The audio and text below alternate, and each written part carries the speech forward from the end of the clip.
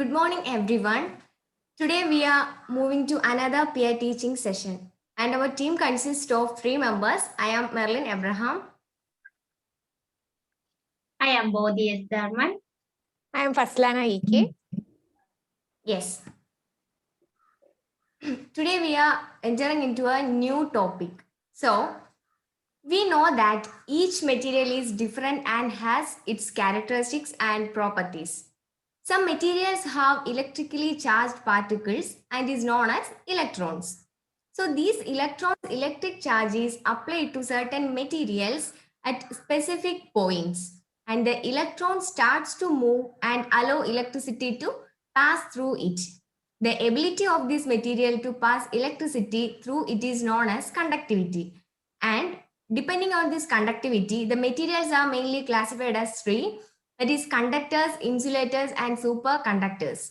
And in this class, we are deal only with conductors. So, can you see this presentation?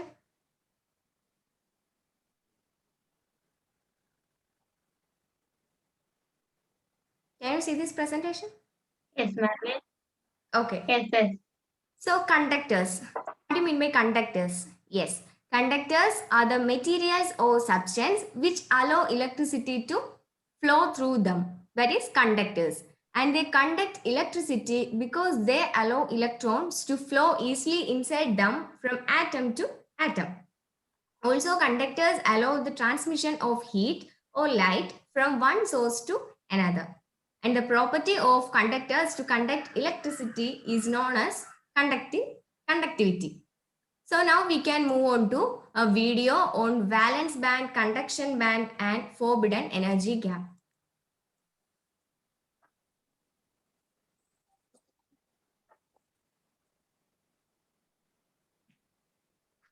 Can you see this video? Yes, Merlin. Okay.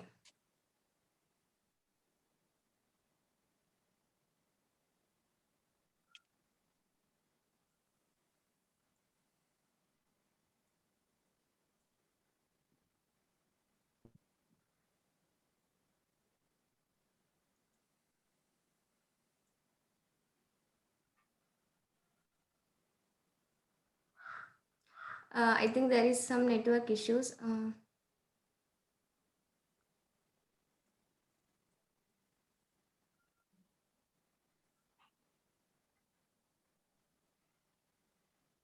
Yes.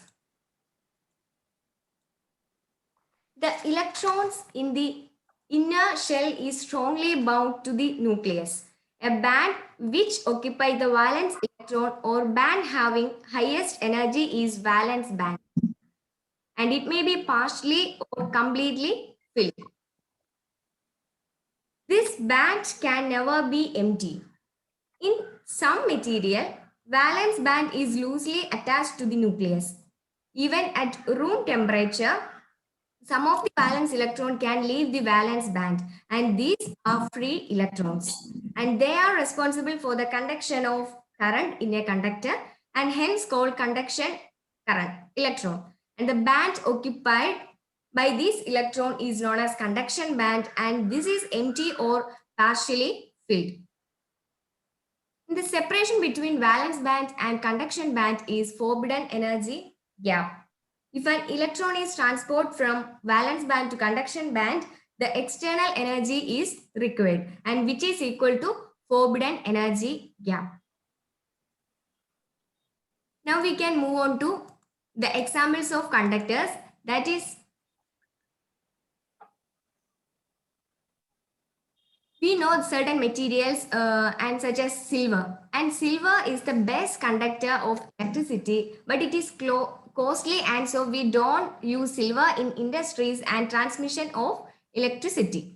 And another examples of conductors are copper, brass, steel and gold, and they are good conductors of electricity and we use them in electric circuits and systems in the form of wires. And another example of conductor is mercury. And mercury is an excellent liquid conductor and thus this material find use in many instruments. And another point is gases are not a good conductors of electricity because the atoms are quite far away. Thus, they are unable to conduct electrons. So, I think you understood what is conductors and valence band, conduction band, and forbidden energy gap. Also, examples of conductors. Now, I invite Faslana for the next session, that is types of conductors. Yes. Next, we are going to move on the types of conductors. I hope all of you understand that what I mean by conductors. Mainly, there are 4 types of conductors: metals, non-metals, ionic conductors, and semiconductors. Now, I am going to share a screen.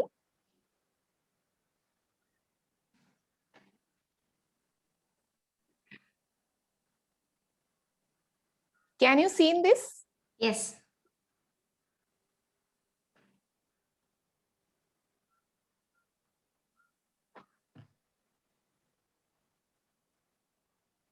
Yes.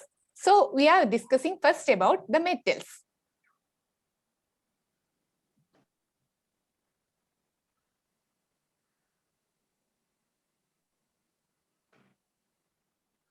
Most conducting materials used for practical applications are metals.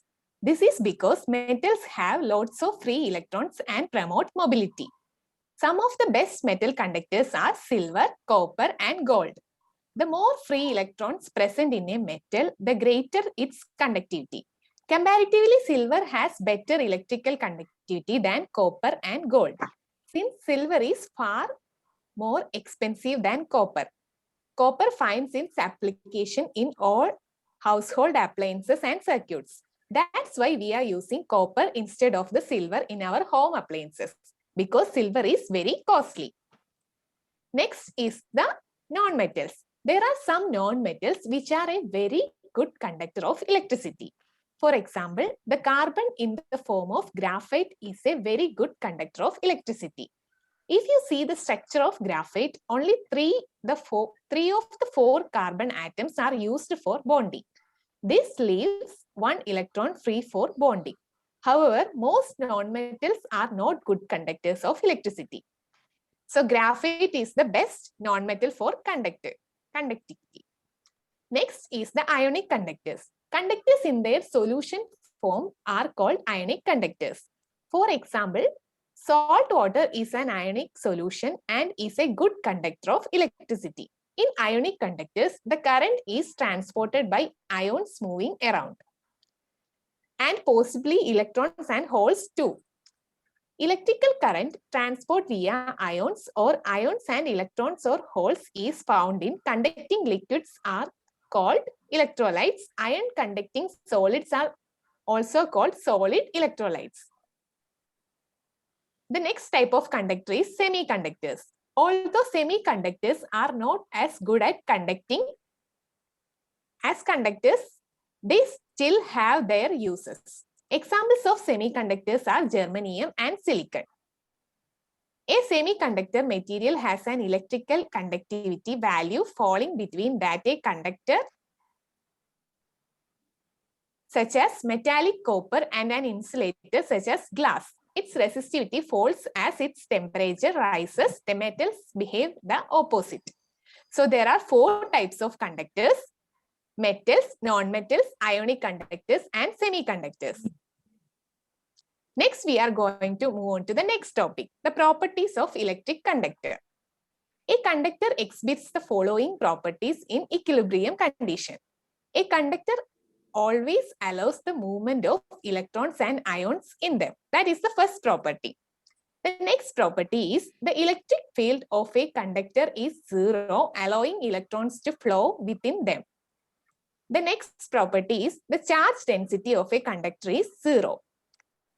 Only onto the surface of the conductor free charges exist. That property means there is only in the surface of the conductor free charges exist. All points of a conductor are at the same potential. Many metals are good conductors of electricity. This is the reason why parts of appliances that need to pass electricity are made of metals. The plastic covering that surrounds an electrical conductor is known as insulator. It prevents us from getting an electric shock. That's why we are covering all our electrical equipments with plastic. Because it is an insulator, so it prevents us from getting an electric shock. So these are the main properties of electrical conductors. So next we are going to discuss the applications of conductors. So I invite Bodhi for that. Okay, now we have discussed about the types of conductors. Now we are going to discuss about the applications of conductor. The first application is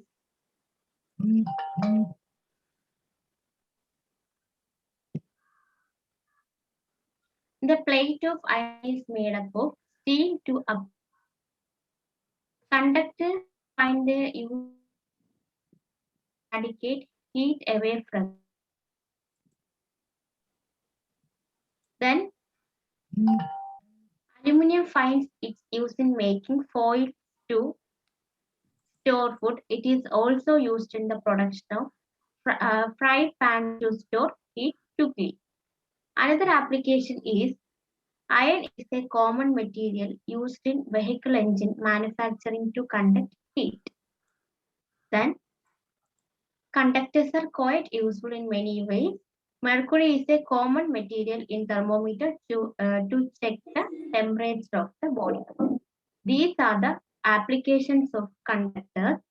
So now we have discussed about what is conductor, types of conductor, examples of conductor, properties of conductor, and applications of conductors. Hope all of you understand today's section. Have a nice day. Thank you. Thank you.